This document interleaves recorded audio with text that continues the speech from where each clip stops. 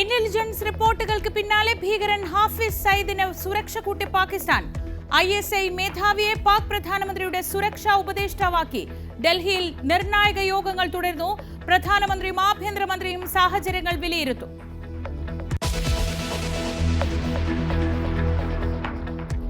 പഹൽഗാം ആക്രമണത്തിൽ അന്വേഷണത്തോട് സഹകരിക്കണമെന്ന് പാകിസ്ഥാനോട് അമേരിക്ക. ഇന്ത്യക്കൊപ്പമെന്ന് ആവർത്തിച്ച അമേരിക്കൻ വിദേശകാര്യ സെക്രട്ടറി. സംഘർഷം ഒഴിവാക്കണമെന്ന് ഇരു രാജ്യങ്ങളോടും അമേരിക്ക.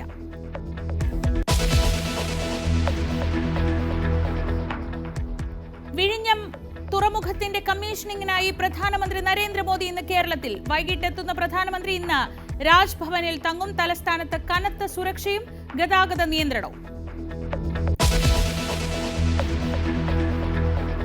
വേടൻ കൈവശം വെച്ച പുലിപ്പല്ലിൽ കൂടുതൽ അന്വേഷണത്തിന് വനം വകുപ്പ്. പുലിപ്പല്ല് ശാസ്ത്രീയ പരിശോധനയ്ക്ക് അയച്ചു. പുലിപ്പല്ല് നൽകിയ തമിഴ്നാട് സ്വദേശിക്കായും അന്വേഷണം.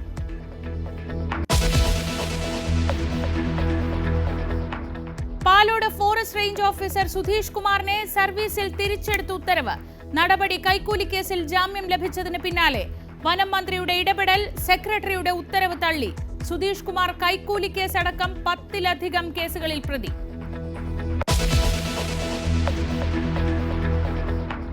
IB ഉദ്യോഗസ്ഥയുടെ മരണത്തിൽ സുകാന്തിന്റെ മാതാപിതാക്കളുടെ മൊഴി ഇന്ന് രേഖപ്പെടുത്തും. പേട്ടയിൽ നിന്നുള്ള പോലീസ് സംഘം ചാവക്കാട്ടേക്ക്.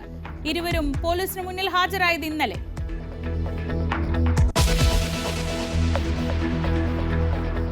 ചരിത്ര കരാറിൽ ഒപ്പിട്ട് യുക്രൈനും അമേരിക്കയും. യുക്രൈന്റെ പ്രകൃതി വിഭവങ്ങൾ അമേരിക്കയ്ക്ക് നൽകും. കരാർ ദീർഘകാല ചർച്ചകൾക്കൊടുവിൽ.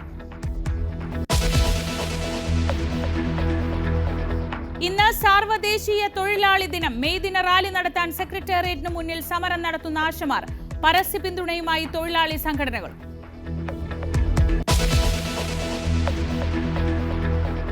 IPL-ൽ 8-മതും തോറ്റ് ചെന്നൈ പുറത്ത്. പഞ്ചാബ് കിങ്സ് 5 വിക്കറ്റിന് ജയിച്ചു. യുസ്വേന്ദ്ര ചഹലിന് ഹാട്രിക്.